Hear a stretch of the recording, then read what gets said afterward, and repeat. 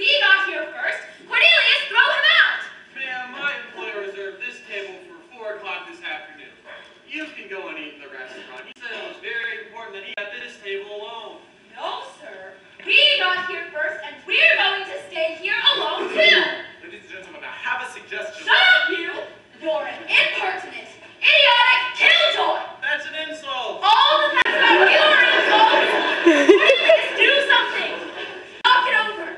The table! Very sorry, but if you want to eat alone, you'll have to go upstairs. That's the rule. We're having a nice dinner alone, and we're going to stay here. Cornelius, knock it over! I'll tell you what we'll do. We'll put a screen up between the tables. I won't eat behind a screen! I won't! Minnie, make a noise! Cornelius, no screen! No screen! No screen! Minnie, there's a fight! I feel 10 years younger! No screen! Now you'll see something. There comes my employer coming down those stairs. I'll knock him down too. Listen, everybody, I think the screen's a great idea. Rudolph, we could do with 3 or 4 screens. How many screens do you have? Cornelius, quiet down and stop changing your mind. Now, Rudolph, hurry up. We're ready for our soup. Jack, what's the meaning of this? I told you I wanted a table alone. What's this? I did what I could, Mr. Vandergelder. Mr. Vandergelder, you wouldn't believe what wild savages the people of New York are. There's a woman on the other side of that screen. Civilization hasn't touched her. You can't even manage a thing like that. Help me off with my coat. Don't kill me! Don't kill me! Speak up, I can't hear you. Oh, it's my voice again. Barnaby, how's your throat? Can you speak? Can't make a noise! All right. Well, bring your heads together and we'll whisper. Who are those people over there? Some city smarts with their girls. What goes on in New York, Mr. Vandergelder? Best not think of it. Has that couple come down from upstairs yet? I hope they haven't gone off without your seeing them. No, sir. Me and the cab driver have kept our eyes on everything. I'll sit here and wait for my guests. You go out to the cab. Yes, sir. What's this, a wallet? Did you drop something, Mr. Vandergelder? No! Don't bother me. Do as I tell you. A wallet. That fellow over there would have dropped it in the misunderstanding about the screen. I won't open it. $20 bills, dozens of them. I'll go give it to him. You're surprised? You're surprised to see me get rid of this money so quickly, eh? I'll explain it to you. There was a time in my life when my chief interest was picking up money that didn't belong to me. Now, the law is there to protect property, but sure, the law doesn't care whether a property owner deserves his property or not, and the law needs to be corrected. There are several thousands of people in this world engaged in correcting the law. For a while, I too was engaged in the redistribution of superfluities. A man works all his life and leaves $1 million to his widow. She sits in hotels, eats great meals, and plays cards all evening and afternoon. Call in the robbers, call in the robbers. Or he leaves it to his son who stands leaning against the bar all night boring a bartender. Call in the robbers. Stealing is a weakness, and there are some people who say you shouldn't have any weaknesses at all. No vices. But if a man has no vices, he's in great danger of making vices out of his virtues, and there's a spectacle. We've all seen it. Men who were monsters of philanthropy and women who were dragons of purity. We've all seen people who told the truth. Though the heavens fall, and the heavens fell. No, nurse one vice in your bosom. Give it the attention it deserves and let your virtues spring up modestly around it. Then you'll have a miser who's no liar, or a drunkard who's a benefactor of the entire city. Well, after I'd had that weakness of stealing for a while, I found another. I took to whiskey, and whiskey took to me. And then, I discovered an important rule I'm going to pass on to all of you. Never support 2 weaknesses at the same time.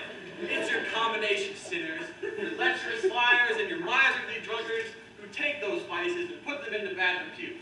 So, now you see why I want to get rid of this money so quickly. To clear my mind and do the credit to whiskey that it deserves. And my last word to you, ladies and gentlemen, is this. One by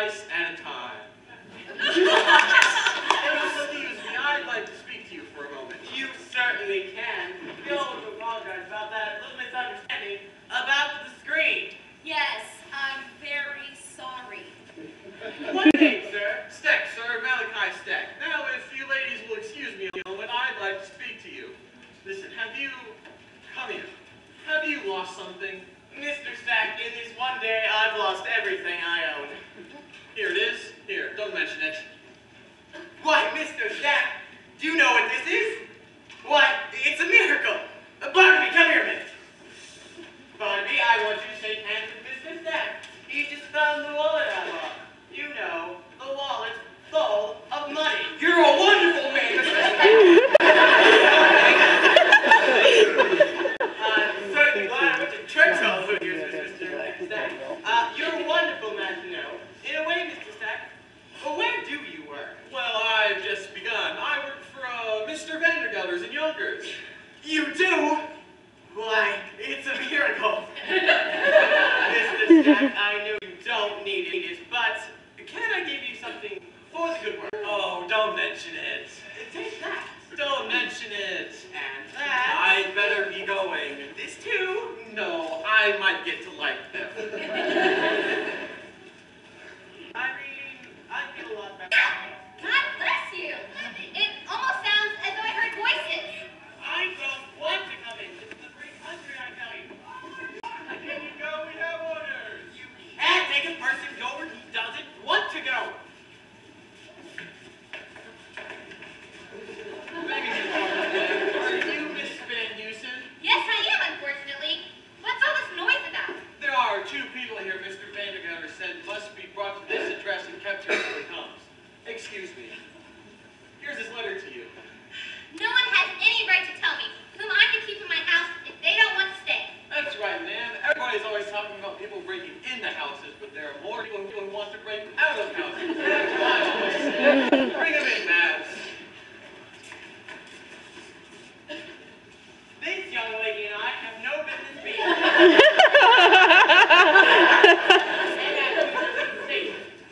These people brought us to this house and forced us to come inside. There's been a mistake. Is your name Miss Van Heusen? Everyone's asking me if I'm Miss Van Heusen. I think that's a matter I could decide for myself.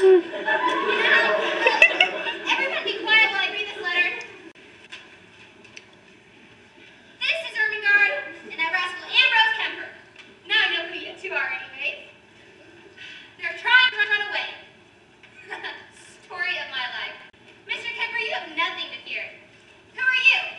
I'm Barbara. I waiter to the old main house. He owes me $15. That's right, ma'am. We're to stay here to make sure these two don't escape. My dear, take off your things.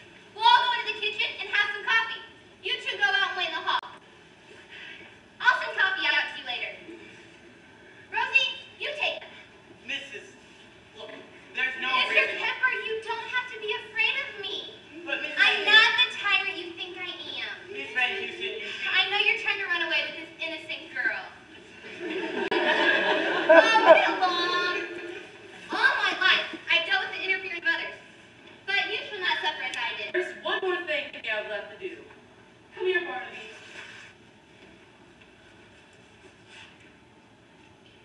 I think the youngest person here ought to tell us what the moral of the play is. I think it's about adventure. The test of an adventure is when you're in one, you say to yourself, oh, I've got myself into an awful mess. I wish I was sitting quietly at home.